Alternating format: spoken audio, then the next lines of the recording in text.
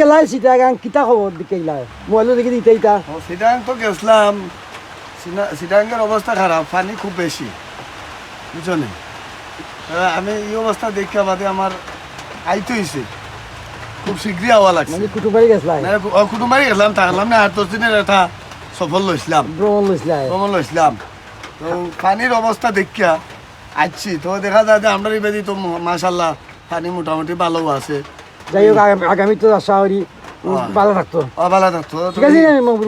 অবস্থা খারাপ। আর আমরা নলজনের পানিটা দেখাই দিই তো, বিদেশ থেকে অনেকে মেসেঞ্জারে কল করে হয়েছেন যে আমরা যে পানির অবস্থা কিতা, নলজন নদীও দেখাইলাম না কিতা, এটা দেখানি লাগবো, দেখাইলাম না। ওকে তুলছি, তোমার খুব সুন্দর হয়েছে, তুমি তো বাইরে আনলে তোমার খুব সুন্দর হয়েছে। পানি কিতা বাড়ছে মনে করুন, আগেতেই বাড়ছে, পানি বাড়ছে। রঘুনাথপুর নদীর পানি মোটামুটি ভালো বাড়ছে, তবে আমরা আশঙ্কাজনক আছি, পানি আরো বাড়তে পারে। বিভিন্ন জেলা থেকে পানি নামে। এই যে লোকটা দেখা বাউদুরনের এখন ব্যক্তি পানির জ্বালা তারা আইসিল বাগানি দেখতে আমরা কোন পরিবেশে আমরা আছি। যাই হোক পানি কিছু বাড়ছে নেই।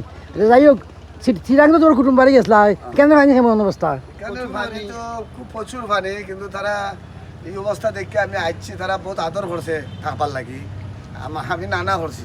তোমার তো বন্যের বাড়ি, কেন বন্যের বাড়ি গেছিলাম, তারা আদর করছে যে থাকি যাও। আমার বিবেকে বাধা লাইছে, ই অত পানির মাঝে থাকিলা, তাকে কিছু তারা পানি উনি ইচ্ছা দিয়ে পুকুরে বাইকিলা অত পানি কিছু তারা পুকুরের ভিতরে তারা ঢুকছে আর কি, খুব কষ্ট লাগছে লাগে। আর ইয়ে করতাম পারছি না, আসছি। যাই হোক আমরা জগন্নাথপুরে উইতো নাই না হইতো না, আশা রাখি হইতো না।